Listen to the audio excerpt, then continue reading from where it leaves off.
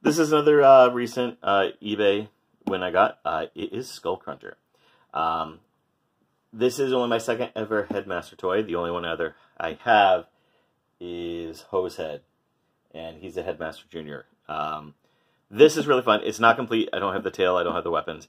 But it's a fun little toy, especially for Generation 1 towards the end. My favorite thing about this toy, and I'm going to start right away with that, is where the Headmaster stores. It stores in his mouth.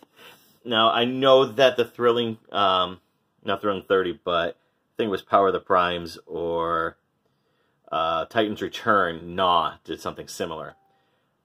I fucking love this one better. It just looks so good. You close his mouth, leave it open. On my Decepticon shelf, I have this up, and I just have, I think his name is Grax, just sitting there. I'm going to take him out because he's kind of the minor part here. Now, I did get these off of eBay, so they're not in the best condition.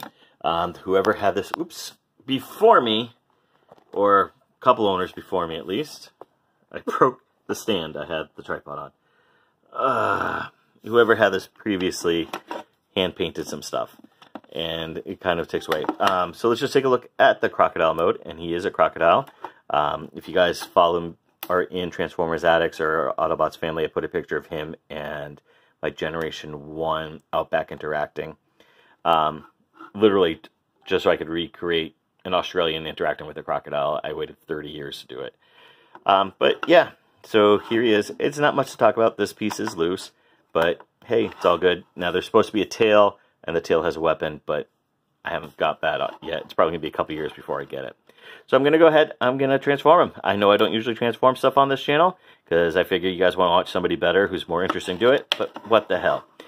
He is really tight, and there's parts where I'm worried that I might break him if I do too much, and especially with these two pieces here. But otherwise, really good. Pops out, you churn it, they kind of just flutter down, this comes down, this comes down.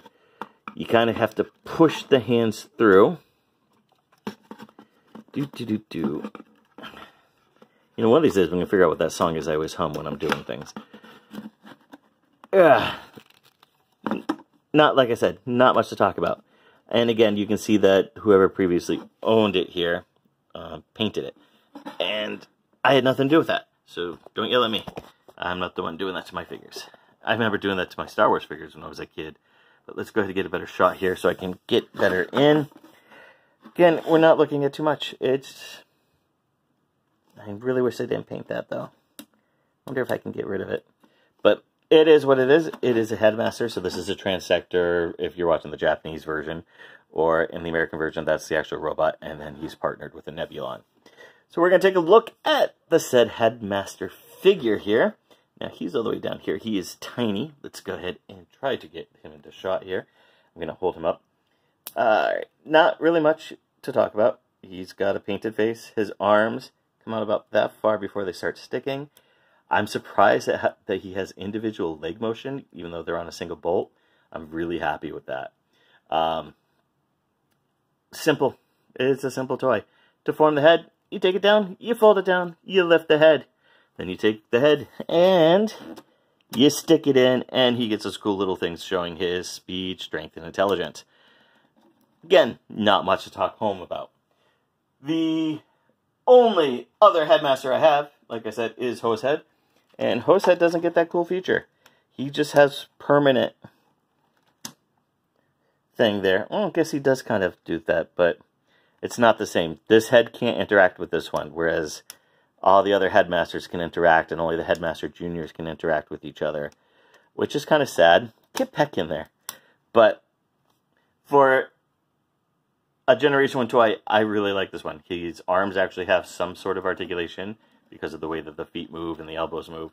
You can actually pose him a little bit. Head doesn't move, neither does his, but he definitely has more articulation than him. This guy is just a brick. And don't get me wrong, I like him. This guy you can at least do something with, and if I had the weapons, he would look even better. Not a fan of how the colors don't match up. I'm really hoping I bought the right Headmaster, but again, I like him. He looks good. He looks fantastic on my Decepticon shelf, and I keep him in the crocodile mode.